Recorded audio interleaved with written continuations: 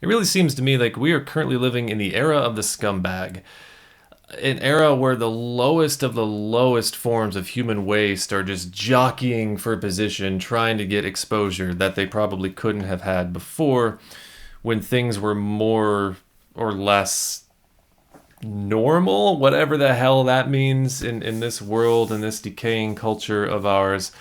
The era of the scumbag. I mean, you've got the ultimate scumbag as the president of the United States. It's just the leader of the free world is a scumbag. So naturally, there are going to be a lot of scumbag vacuums that need to be filled with scumbags. Have I used the word scumbag enough? No, probably not. Okay. You just can't use it enough to describe this administration, to describe Trump, to describe the people he surrounds himself with and fills his cabinet with, but also the people that he chooses to spend time in political capital addressing, rescuing, saving. I cannot fathom any other president in the history of the United States wasting any sort of time or energy or political capital on the Tate brothers. Andrew Tate and Tristan Tate. Oh my God, two of the most useless people on the face of this planet. We're talking about men who think that women are property, who are extremely misogynistic in so many other ways, including but not limited to sex trafficking and rape. Oh, and that's what they're on trial for in Romania, by the way. But somehow, and money laundering, some way, their travel ban got lifted. And they're free to travel wherever the hell they want. Where did they choose to travel? Did they choose to go home to see their family? Did they choose to go, to Disneyland or something? They went to Florida, but you can probably guess which part of Florida that they're visiting. And yeah, it's Mar-a-Lago. Of course. Of course. Of course. Donald Trump and his cronies are welcoming the Tate brothers to U.S. soil with open arms. And I just can't fathom why, besides their celebrity status. These two have done more to ruin and warp the minds of young men in this world more than anybody else, more than any other person or entity on this planet, except for maybe the U.S. military. They've done more to warp the minds of young men, making them think that women are just objects, making them think that women are property, making them think that, long-term relationships are a waste of time because they're for not so masculine people. And who the hell is Andrew Tate? Have you taken a good long look at Andrew Tate's face? Have you taken a good, really look at it without whatever filters he's using on the internet these days. Does not scream masculinity to me. In fact, I would contend that if Andrew Tate did not know what he looked like, if he had no idea how Andrew Tate looked like, Andrew Tate would look at Andrew Tate and go, wow, there's a beta if I've ever seen one. What a weak chin. What a weak jawline. Why is your face shaped like that? Where's your hair, bro? You're not manly enough. I don't get it. I don't get how scumbags like him continue to get so much traction and so much clout in this world, but here we are. Of course, that there are the sociological reasons that you could throw out there, and there's just the whole cult of personality thing, but I still will never be able to understand it because the things that they say and do are so fucking see-through and despicable that only in the era of the scumbag would they be able to thrive and prosper and be seen as anything but totally useless and backwards. They want to take people backwards. They want to take society backwards. They're taking young men and encouraging them to step backwards with their thinking. And for what? He's not helping them get anything. He's not helping them achieve anything. These people, they spend all day on their website or in their forum and they think that they're achieving some sort of success. Where are all the Andrew Tate success stories, huh? Where are they? They don't exist because these two are snake oil salesmen, just like the guy who bailed them out of Romania. People will say, oh, well, Trump didn't. Trump himself will even say, oh, I didn't do anything. I didn't.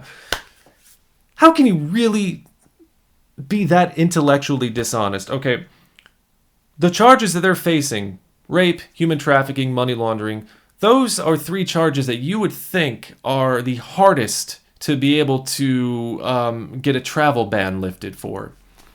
And just somehow, so coincidentally, after the Trump administration took notice of these two clowns and shed his pity upon them, They're free. Sure, they still have to go and face trial, right? And I'm sure they will, but they're free for now. And when you're a scumbag who thinks that that kind of behavior, the kind of behavior they're on trial for, is not wrong and maybe shouldn't even be punished, any sort of freedom is, we're in the era of the scumbag, ladies and gentlemen. Why a sitting president of the United States is taking such an interest. It's one thing to voice your approval for and your support for a couple of people who you think are being unfairly treated or targeted or whatever. Fine, cool. It's another thing entirely to get so involved in it that you help get them released from their travel ban and bring them to your own soil. It's ridiculous. I can't think of anything like this in human history. I'm sure there is, and I'm sure I'm just too pissed off right now to even be able to discover an example, but why? I think that this is up there, pretty far up there with in the pantheon of scumbag things that Donald Trump has done. This is up there, and all in the name of securing the loyalty of his hopeless little fanboys who are going nowhere. Who will go nowhere as long as they continue to think of women as nothing but objects and property. Who have no hope, who have no future, who are doomed to be incels for life. Why are you getting involved with that? There are so many bigger, more pressing issues going on in this world right now. For a president, for a sitting leader to be involved with, to focus time and energy on. Where's the line for you people?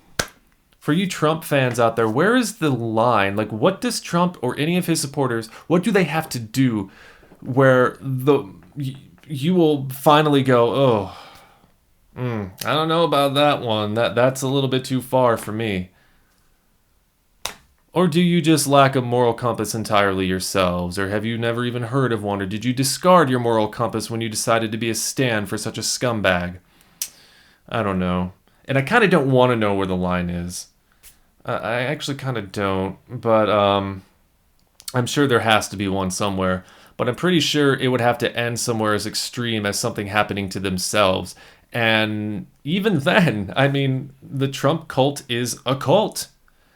What was it that Donald Trump said? He could stand out in the middle of Fifth Avenue and shoot someone and people would still vote for him? It could be them! And as they're bleeding, in their final moments, their final dying moments, they would take a fountain pen, fill it with their blood as they lie dying, and then fill out their ballot for him. This is just getting really weird, folks. This world is a weird place, but Donald Trump makes it absolutely mystifying. And the things that he's doing and the people he's getting involved with, the matters he's getting involved with, really? The fucking Tate brothers? No, it shouldn't be surprising that a guy who spent as much time with Jeffrey Epstein and a convicted rapist loves them so much, but I just had to get all this out of my system. Have a good day, folks.